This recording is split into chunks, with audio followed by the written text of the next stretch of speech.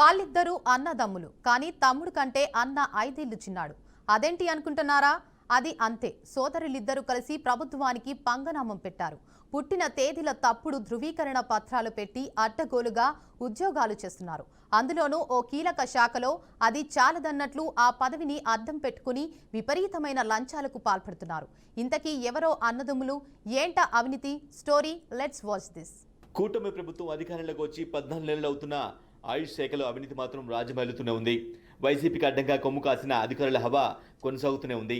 పదవీ విరమణ వయసు తర్వాత కూడా ఉద్యోగంలో కొనసాగింపు, అడ్డగోలు నియామకాలు చాప కింద నీరులా జరుగుతూనే ఉన్నాయి. ఇందుకు జడా బ్రదర్స్ వ్యవహార తీరు మరింత ఊతమిస్తుంది. జడా ధనుంజయరావు ఆయుష్ డిపార్ట్మెంట్లో ఈ పేరు చెప్తే చాలు అవినీతి అనకొండ అని వాదనలు వినిపిస్తున్నాయి. తప్పుడు పుట్టిన తేదీ ధృవీకరణ పత్రం వల్ల ఎప్పుడో రిటైర్డ్ కావాల్సిన వ్యక్తి ఇంకా కొనసాగుతూ ఆయుష్ శాఖకు కుర్చీ టోపీ పెడుతున్నారు. అతి ప్రాచీన భారతీయ సంస్కృతిలో భాగమైన ఆయుర్వేద వైద్య శాస్త్రాన్ని అభివృద్ధిపరచడం, తద్వారా ప్రజలకు సైడ్ ఎఫెక్ట్ లేని మెరుగైన వైద్య సేవలు అందించడం లక్ష్యంగా ఆయుష్ డిపార్ట్మెంట్ను రూపొందించారు. అలాంటి విభాగానికి ఏపీలో తూట్లు పుడుతున్నారు. ఇంత జరుగుతున్నా ఉన్నతాధికారులు మాత్రం చోద్యం చూస్తూనే ఉన్నారు. 2016లో ఆయుష్ డిపార్ట్మెంట్లో సూపరింటెండెంట్గా ఉన్న జడా ధనుంజయరావుపై లైంగిక వేధింపులతో పాటు అవినీతి ఆరోపణలు కూడా ఉన్నాయి. కొన్నాళ్లకు ఆయుష్ డిపార్ట్మెంట్ హెచ్ఓడి నుండి కడప హోమియో కాలేజీకి డెప్యుటేషన్పై పంపించారు. 2021లో అప్పటి సెక్రటేరియట్ ఉద్యోగుల అధ్యక్షుడు వెంకటరామరెడ్డి అండదండలతో ప్రమోషన్ పొంది విజయవాడ ఆయుర్వేద కాలేజీకి వచ్చారు.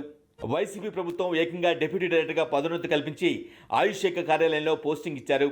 జడా బ్రదర్స్కు పోస్టింగ్స్తో పాటు వాళ్ళు చేసే అనైతిక పనులపై తోటి ఉద్యోగులు రగిలిపోతున్నారని విమర్శలు ఉన్నాయి. జడా ధనుంజయరావు ఉద్యోగ నియామకం అనైతికంగా జరిగిందనే వాదనలు బలంగా ఉన్నాయి. తప్పుడు పుట్టిన తేదీ ధృవీకరణ పత్రం సమర్పణతో ఆయుష్ శాఖ ఉన్నతాధికారులకే పంగనామం పెట్టారు. ఇతను కారుణ్య నియామకంలో ఉద్యోగం పొందడం నిబంధనలకు పూర్తిగా విరుద్ధం. ఎందుకంటే శ్రీకాకుళం జిల్లా రణస్థలం ఎంఆర్ఓ జారీ చేసిన వారసత్వపు సర్టిఫికెట్లో జడా ధనుంజయరావు వయసు 24 సంవత్సరాలు. అతని తమ్ముడు జడా చంద్రశేఖరరావు వయసు 22 సంవత్సరాలు. ధనుంజయరావు అతని తమ్ముడైన చంద్రశేఖర్ కంటే వయసులో 2 సంవత్సరాలు పెద్ద.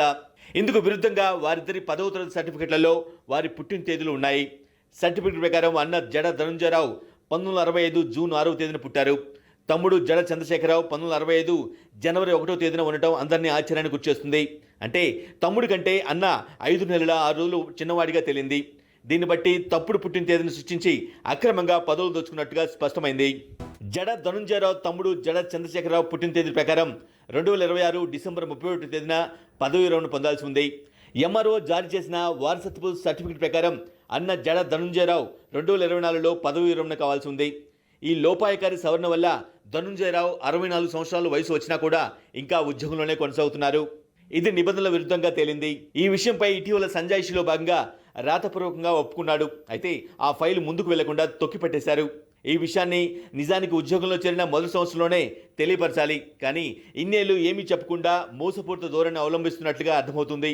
తద్వారా కొన్నేళ్లుగా నెల నెల లక్షలాది రూపాయలు ప్రభుత్వ సొమ్మును కాజేశారు. అంతేకాదు పదవిని అడ్డం పెట్టుకుని ఇష్టానుసారం అవినీతికి పాల్పడ్డారనే వాదనలు కూడా బలంగా ఉన్నాయి.